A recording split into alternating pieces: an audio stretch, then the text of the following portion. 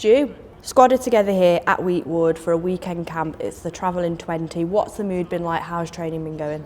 I think it's been a little bit of a relief for all the girls actually. I think over the last couple of training sessions before the selection, probably everyone was a little bit anxious and a little bit tense in training, and rightly so. It was a tough decision to cut it from 31 to 20, and I'm sure the girls felt it as much as the staff. So to actually get here now with the 20, I think there's been a freedom.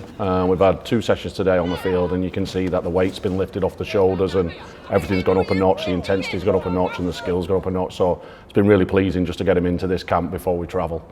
And obviously for the girls, it's a massive opportunity, but as a coach, how is it for you to be part of this kind of occasion, playing Australia in Las Vegas? Oh, it's huge. You know, there's no greater feeling than coaching your country, and then to coach your country against the world champions on such a huge stage, it's massive. And if I can play my small part in you know, creating an atmosphere and creating an environment where the girls can thrive and perform to the best, it makes me really proud to do that. And I've got a really good group of staff supporting me. So, but yeah, as an individual, as a coach of your country, there's no prouder thing you can do.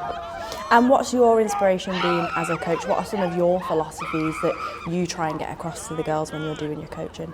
Yeah, I think, you know, international is different than club, so clubs will have different philosophies, and my job is to bring them all together. And what I like to do is not be as structured, so we have a philosophy here which is shape over structure, so it's about just getting them some basic plays where they can get their eyes up and recognise what's happening and play. And we've worked hard over that over the last 2.5 years, and that was evident against Wales in November. I thought we were really good at it, and it's going to be a challenge to take that into the big environment, but that's what we're looking to do.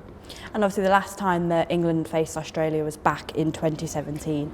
Just how important is it that we do get to test ourselves against the world champions? Oh, it's imperative, you know, and I said to the Rugby League, you know, we've got to play the world champions before we go to a World Cup, just so we can take some learnings from it and actually see where we are and use that as a benchmark. I've got a healthy respect for the Gillaroos, they're the world champions for a reason, but to pit ourselves against them so we know exactly where we're at and what we need to work on will be a great experience.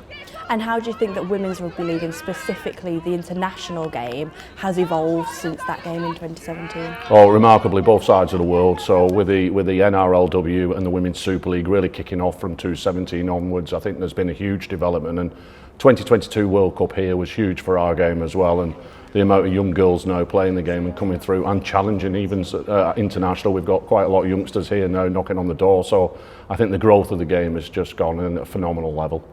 And we believe that it's going to be the first time that any women's sport has been played at the Allegiant Stadium on that day, on March 1st.